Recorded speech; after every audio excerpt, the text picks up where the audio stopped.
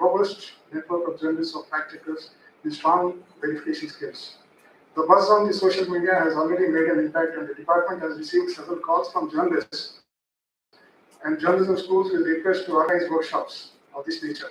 The extensive media coverage of the event in print and electronic has given a flair to the entire event. I am positive that the painstaking efforts of Mr. Urmula Sudhakar Reddy Garu and my entire team will not go in vain, and the fruits of such labor will be evident in the newsroom practices in the days to come. Thank you all for your patient hearing. Thank you very much. Okay. I only quoted one because of time constraints. Even that is in no way trying to belittle others. Please bear with me. Okay. Thanks a lot. And, yeah.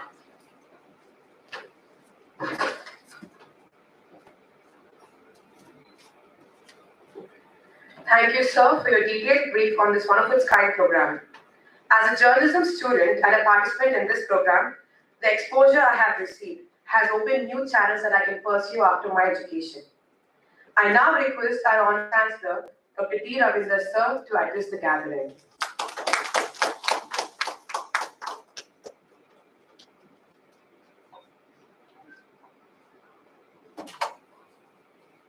Good morning to all of you. Today's chief guest, Frank Easton, Assistant Public Diplomacy Officer, Department of State, ES, Alan Network, International Training Manager, FCN, my proud alumnus, Professor Ananta Sudhakar Reddy, University of Texas, my colleague and good friend of mine, Mr. Stevenson, highly respectable journalist sitting in front of me. Welcome you all. Just now, I think Professor Stevenson described about the Osmania University and its service. I think it's a collective effort of all the faculty members and stakeholders, which we prepared a 21-point agenda for in 2020. It's like a roadmap for the future developments of the Osmania University. It's maybe a coincidence. I think Osmania University is only the first university in the country we got from 32 to 22 and NIRF ranking in 2022. So in 2021, we prepared the 21-point agenda. We got 22nd rank in the All India NIRF ranking, which is the collective efforts of all the students and teachers, and basically the perception that matters. I think we got less marks in perception. I think that is in your hands. I appeal to all of you that please project the positive aspects of the Osmania University. And I also request that to project the negative aspects, limitations, but take into consideration of my opinion, our opinion, Osmania opinion. But unfortunately, on certain occasions, it's only one-sided. That led to a lot of damage to the image of the institutions and the image of these things. And I congratulate the Department of Journalism and Communications, one of the vibrant department in the state, the university, and in the nation also. So I think it has produced the wonderful journalists who are working all over the country and outside the country also. But this program is sponsored by the US Consulate. Really, I thank on behalf of the Osmania University. But we had a long association with the US Consulate and the funding agencies of Osmania University that almost 35 or 40 years, which we received the funds for the American Research Center. But unfortunately, discontinued. Recently, when I met in the US, I requested again, why don't you revive the funds for the American Research Center, which is, I think, we will have a long association on the democratic and the democratic relations, and particularly this the country cultural relations also involved in it. So, if possible, I request Frank Easton please initiate and help in revive the funds for the American Research Center. And in fact, I think I thank the Stevenson for the fact check 2022. But sometimes I think I'm not in a position to control myself. So to bring it to your notice. So when I was the principal of the PG college, some of the students came on with the protest against the principal and the warden with the rice bowl. On that, they put the jelly under the photo. One paper published as it is. Jelly is a very delicate insect. While cooking, I think it's the thing will it to smash. But unfortunately, without disturbing even single leg, it has almost all 50 to 60 legs for that insect. You are not even. Then I spoke to. Fortunately, since I have come from the political science, the political science is also very important. And where I found that the 60 to 70% of the students came from the engineering background, not from the social sciences. Once upon a time, most of the students come from the social sciences and Telugu particularly. But maybe that may be one of the reasons for reporting this kind of a thing. So I appeal to the my journalist friends and even recently also, since I am holding this important position, which I am encountering n number of false news, which are being published in the newspapers and in the electronic media also. Don't be into rush or don't be into the sensational anymore. No, because of your sensation, because of your paper, because of your channel, I think a lot of damage is taking place for the institutions. Please bear in mind and take into consideration a lot of efforts which put it in an 18 lakhs rupees investment in that created on the student discourse center for student discourses. So I welcome all the students to go into the student discourse center and debate on all issues nationally. Instead of standing in not in the debate and discussion. So here, one paper published that they put the lock. Mundar Talagasaru, no.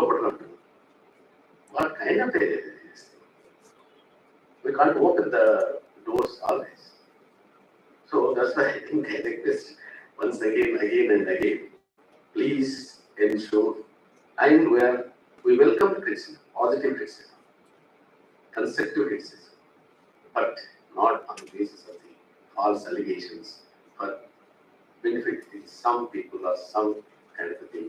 And I request you should be more accountable, more responsible while writing the news and telecasting the news also. So on this occasion, I think taken a previous training program, which is initiated by our department. Sir, I wanted to say that, but the HYD National Commission for the Women is visiting to Osmania University, and I have to rush to there. And I once again I request Anand Swakar will continue. Recently, I've been there in I think it's 40 years. It's a proud movement for Osmania. I visited almost all East, West, and Central interactive alumni. Osmania University, they are ready to come back to Osmania and share their intellectual inputs also. I appeal to them only intellectual inputs. Recently, which have conducted Ivy League professor from Dartmouth Business School, one of the leading schools, only 9 business schools in the world. That professor visited to Osmania and delivered lecture.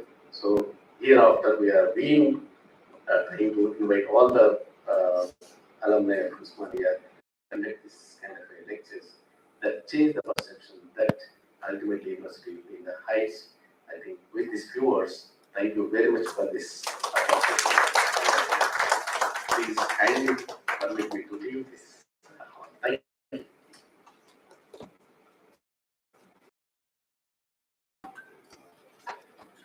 Thank you, sir, for your time and enlightenment with your wise insights. Let me now request Mr. Frankie Stone, Assistant Public Office. Let me now request Mr. Stone, Assistant Public Affairs. Time at Osmania University. So thank you. Journalism at Osmania University. And Ms. Alana Dvorak, International Training Manager with the International Fact Checking Network at Poynter. Thank you so much for traveling so far to be here with us today. And project leaders of this project, and of course, the journalists that are here today. So again, my name is Frankie Sturm. I'm the Assistant Public Affairs Officer at the U.S. Consulate here in Hyderabad. And I'm really excited for this inaugural workshop for the workshop Countering Disinformation for Television Reporters. And to get things started, I'd like to take a little trip back in time to ancient Greece. That's probably not what you were expecting. Now, please raise your hands if you're familiar with the story of the Battle of Marathon. Does anybody know this story? All right, I see one or two hands. So, this is a battle 2,500 years ago. The Persians invade Greece. And there's this big fight, big battle near a city called Marathon. And the Greeks actually win this battle. It's the first time they had ever defeated the Persians. And a messenger ran from the battlefield back to Athens, 26.2 miles. So we're getting the word marathon for the marathon race. So he runs all the way back to Athens to tell the people of Athens, joy, for we have won a great victory. Now, my story is probably a little more myth than it is history, but I try to imagine how this story would go in today's media environment. Now, of course, you would have that first messenger, and he would say, joy, for we have won a great victory. But then someone else would show up and say, fake news, the Persians won.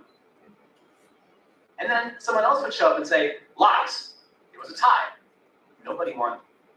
And then someone else would say, that's not what happened, they're still fighting. And of course, we wouldn't be done yet because someone else would say, no, the battle hasn't even started yet. The Persians are on their way, they're not even here. Or the Greeks and the Persians stopped fighting and decided to play a game of cricket instead. Which would be very interesting historically if that's what happened. But meanwhile, the poor people of Athens, they wouldn't know what to think because they're getting so much conflicting information. Some of which is true, some of which is false. And we think they don't know what to do. They don't know how to act. They don't know how to orientate themselves in the world because they don't know what's true. And I don't know about you, but oftentimes that's how I feel when I look out at today's information environment, when I open a newspaper or when I watch cable news. The proliferation of disinformation in the United States and in India is a well-documented phenomenon. We all know this is an issue. And the truth is it's a direct challenge to the foundation of democracy, which sounds a little grandiose, but when you think about it, if we cannot get together and debate the big issues of the day and argue about them, figure out what laws we ought to pass to solve problems, well, we can't do that. We don't have a basic understanding of shared facts. We don't share a common reality. And in fact, in several countries, it's unleashed on vulnerable people due to that kind of disinformation and fake news. And so even though disinformation isn't brand new, it's not the first time it's ever been in history, I think it's really gotten worse during the pandemic when so many of us were stuck in our homes, behind our computers, and looking at social media. And so the problem is getting bigger. And a lot of that problem, of course, stems from social media, where anyone can write or say anything at any time, with no filter, no editors, and the whole world can see what they have to say.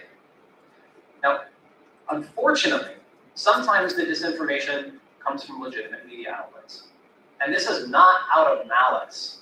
This is not because people are ill-willed or are trying to do harm, but it's because we are swimming in a sea of information, some of which is true, some of which is false. And I don't have to tell the journalists in the room how hard it is sometimes to tell the difference when there's so much information to sift through. It's almost like the grains of sand on a beach, trying to go through all of them to figure out which grain of sand is the truth. It's a really, really hard task that you have as journalists. But of course, it's important that we all work as hard as we can to see what that difference is and do our best to articulate it. Particularly for journalists, because we as the public rely to a great degree to understand what's going on in the world. And that's what this training is all about. We know the war against information will not be won in a single battle, but we know that journalists, you're on the front lines.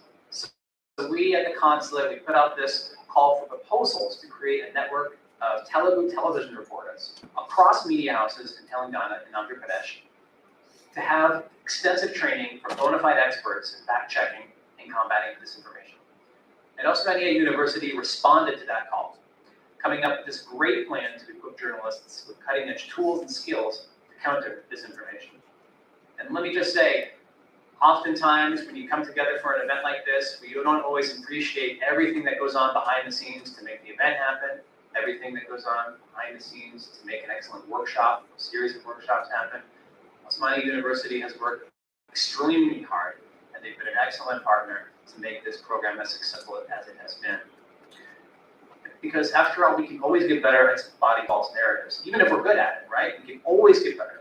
And this program, which Osmania University has been running, is designed to help journalists hone their skills, the skills that you already have.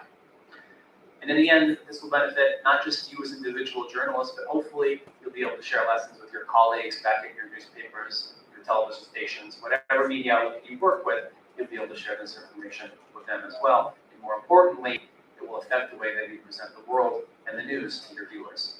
So thank you again for being here. Thank you for your active participation. And thank you again to Osmania University for putting together such a great program. Enjoy the workshop. Thank you.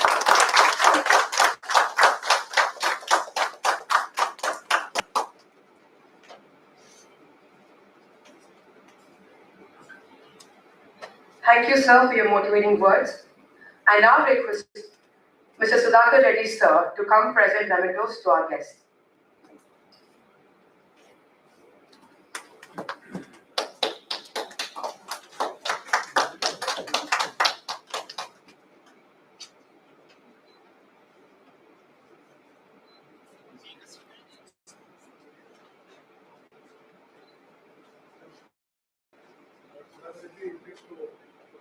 Thanks, but maybe as a token of appreciation for it, support from the US Consulate General, I would like to present mementos to Frankie Sturm, Helena, and Professor Ananta Bhatt. Just wait a minute.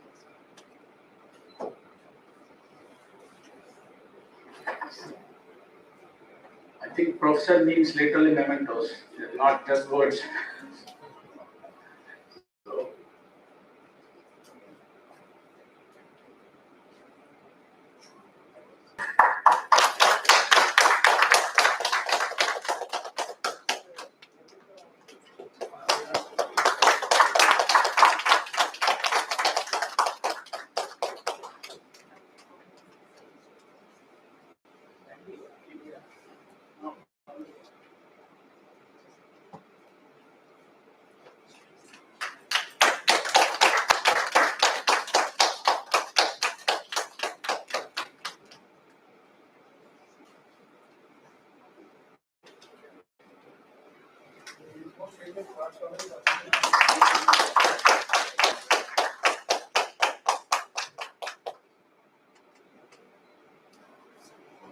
One more left.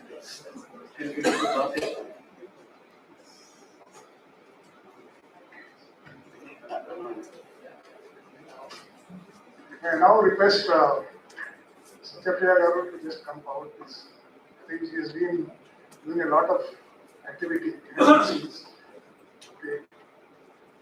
Not just compiling the training material, but also praising you also. Okay.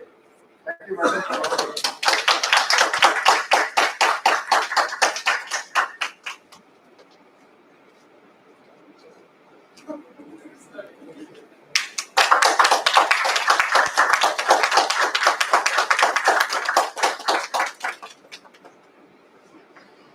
So, I'm here actually as a lead trainer to say a few words of gratitude. And we are already running late, so I'll quickly finish. We are eager to listen to the lectures of Alana and Professor Babli. So, first of all, thanks a lot for US Consulate General for funding this program, because it's a unique program. I think all of you should make big noise.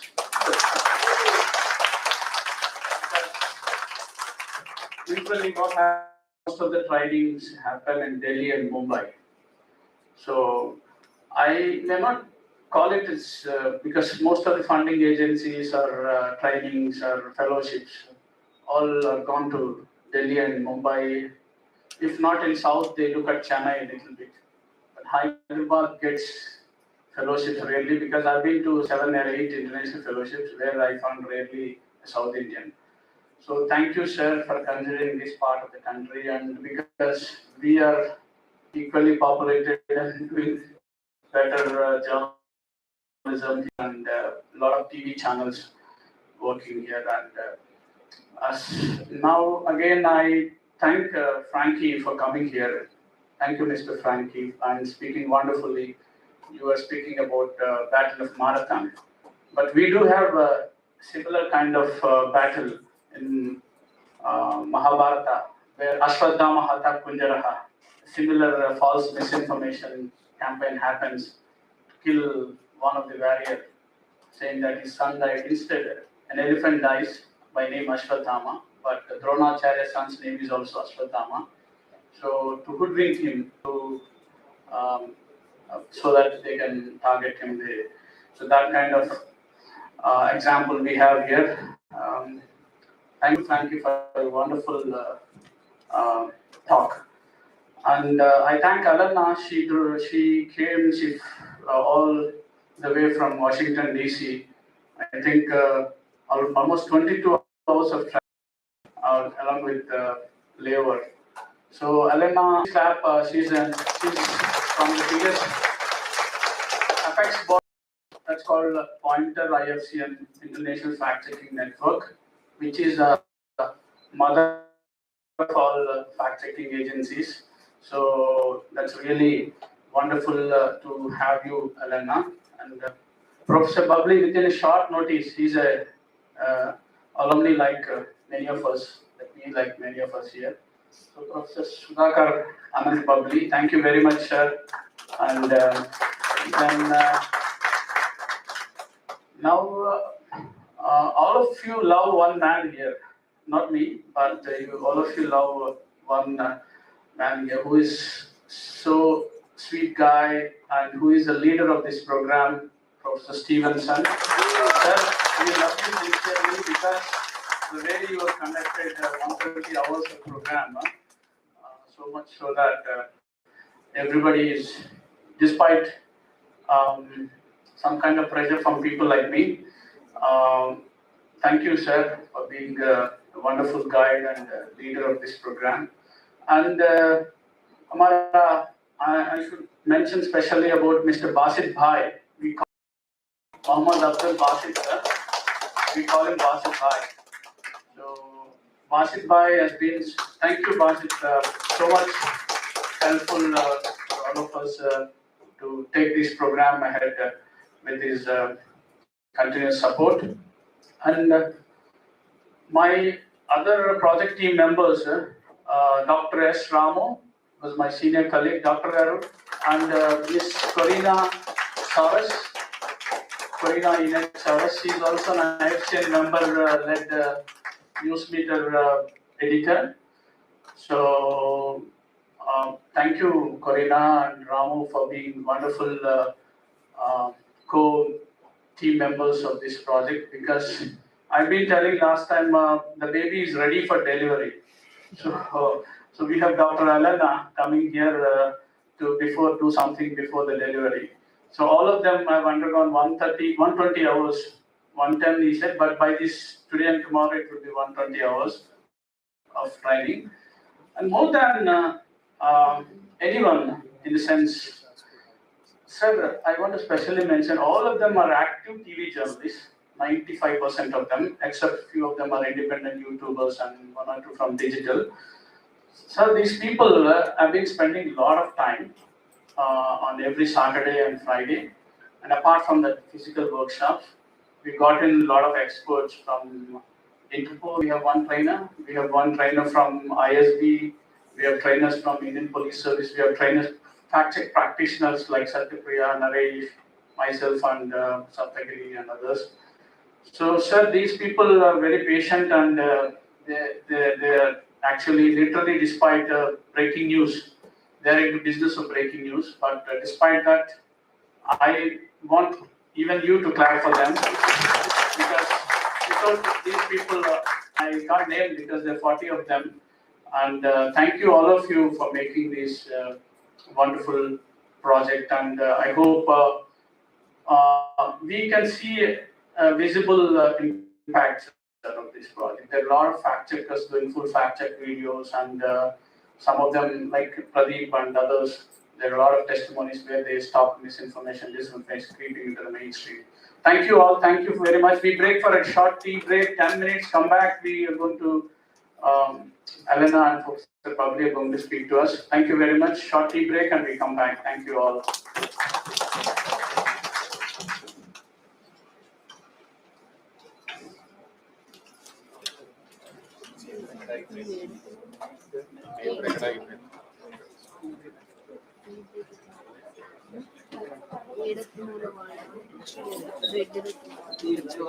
Please, all of you come here. We'll have a group picture because our guests. And if Professor Ravinder is there, I would have told him that engineers make great journalists. And I'm a microbiologist turned journalist. So engineers, microbiologists also make a lot of them. Please come forward. Huh? White. Okay. Photographer, what do you say? White. Outside. Okay, let's go outside and take picture. Come, all of you. Audio problem is audio internal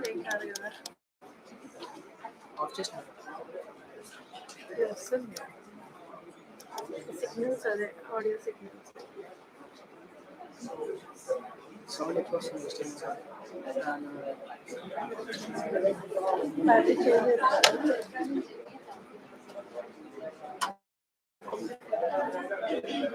ఎవరు మాట్లాడకపోయినా noise వస్తుంది.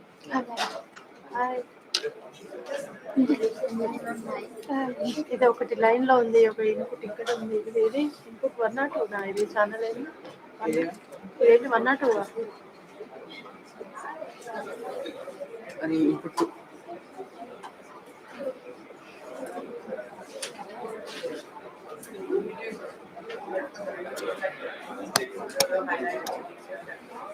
Internal mic పెట్టండి. నేను of పెట్టడా audio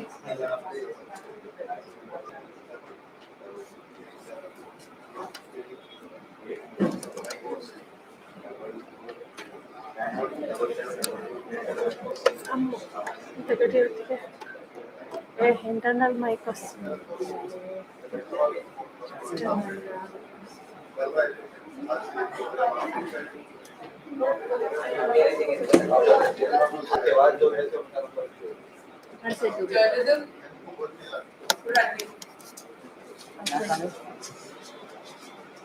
నేను ID card తెచ్చుకున్నాను.